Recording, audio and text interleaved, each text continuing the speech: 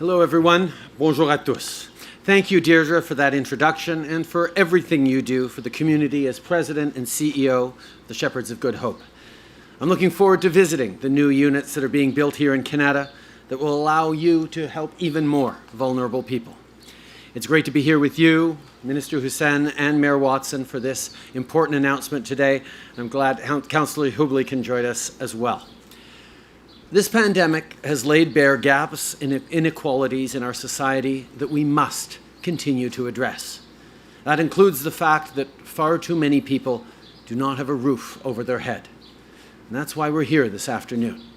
Because we know that building a safer, more resilient Canada starts by making sure that everyone has a safe place to call home. Depuis 2015, notre gouvernement a fait des investissements sans précédent dans le logement à travers le pays. Et l'année dernière, on a vu que la pandémie rendait les besoins encore plus urgents. On a vu les défis et les ravages causés par cette crise. Alors on savait qu'il fallait qu'on agisse sans tarder. Donc on a mis sur pied l'initiative pour la création rapide de logements. When we launched the Rapid Housing Initiative last year, we projected it would create up to 3,000 affordable housing units right across the country. Well, in March, we exceeded expectations, and that number became over 4,700 new units. Well, today, we're reaching even higher. We're investing an additional $1.5 billion in the Rapid Housing Initiative for a total of over 9,200 new homes for Canadians who need it most. That means thousands of people with a safe place to stay. Thousands of people for whom life will get brighter. We're doing what it takes to make sure that everyone gets a roof over their head. Aujourd'hui, on a investi un montant supplémentaire de 1,5 milliard de dollars pour créer plus de logements abordables pour ceux qui en ont besoin. Avec ce nouvel investissement dans l'initiative pour la création rapide de logements, on passe de notre objectif initial de 3 000 logements à plus de 9 200 nouveaux logements abordables pour les gens les plus vulnérables. Ici à Kanata, le projet Hope Living, que je vais visiter cet après-midi, est déjà en cours de construction. Grâce aux nouveaux investissements à travers notre programme, le rez-de-chaussée de l'établissement sera converti pour créer de nouveaux logements pour les gens en situation d'itinérance ou à risque de le devenir, plus spécifiquement les aînés ou des membres de communautés autochtones.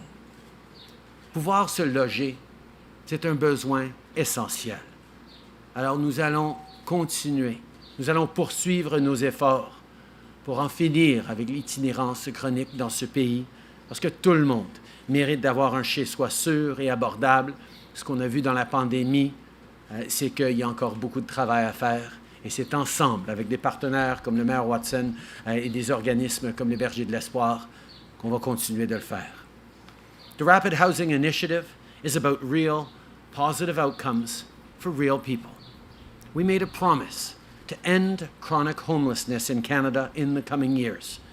So programs like this are concrete steps to do just that. This is about supporting those experiencing homelessness or who are at risk of homelessness. It's about creating safe and affordable places for women and children who are fleeing violence. Unfortunately, we've seen a shadow pandemic on top of COVID-19, of violence against women, gender-based violence increase over this past year as people are forced to stay home to be safe in homes that aren't always safe. It's also about ensuring that we're there for seniors, for Indigenous peoples, for people with disabilities, for racialized Canadians, for refugees, and people from LGBTQ2 communities who have higher risks of vulnerability and need extra support sometimes, particularly in times of crisis. That's what our government continues to be focused on, and today is another example.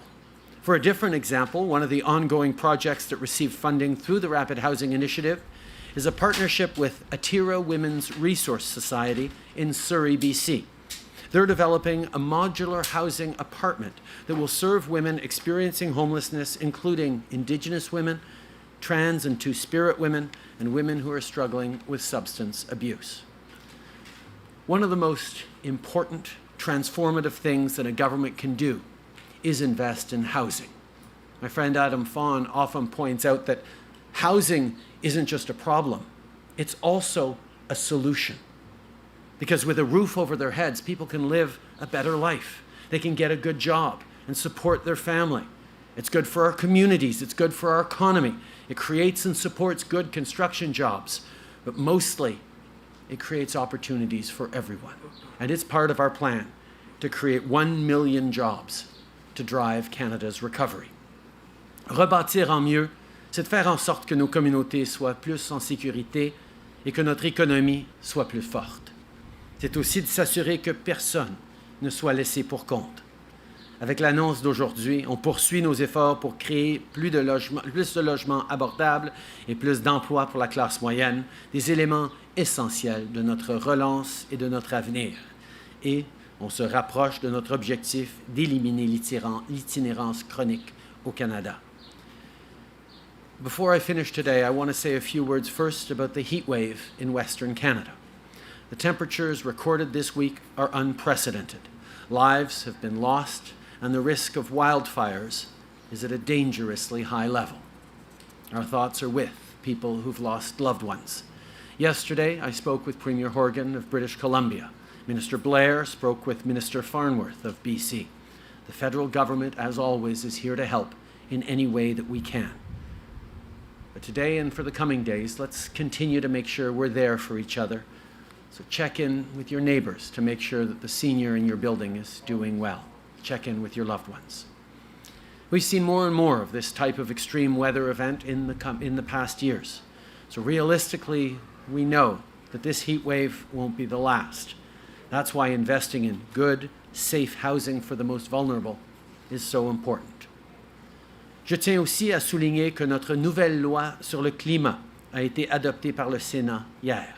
Cette loi s'assure que le gouvernement du Canada respecte ses engagements et ses cibles afin de réduire les émissions jusqu'à ce que notre pays atteigne la carboneutralité. To help us reach net zero, yesterday our government announced that 100% of car and passenger truck sales will be required to be zero emission by 2035. This will mean less pollution and more innovation. We know that this is where countries around the world are already going. So as we already have with automakers in Ontario and elsewhere, we're going to continue to work with industry partners to position Canada as a global leader for electric vehicles and clean energy. Together, we will make our air and our economy cleaner for now and for future generations.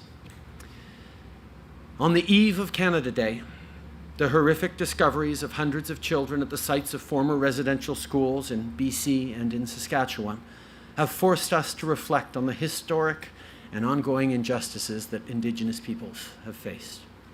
Our government continues to be there to acknowledge the truth so that we can chart a better path forward in the spirit of reconciliation. Today, I also want to talk about the arson and vandalism we're seeing across the country targeted at Catholic churches. This is not the way to go. The destruction of places of worship is unacceptable, and it must stop. We must work together to right past wrongs.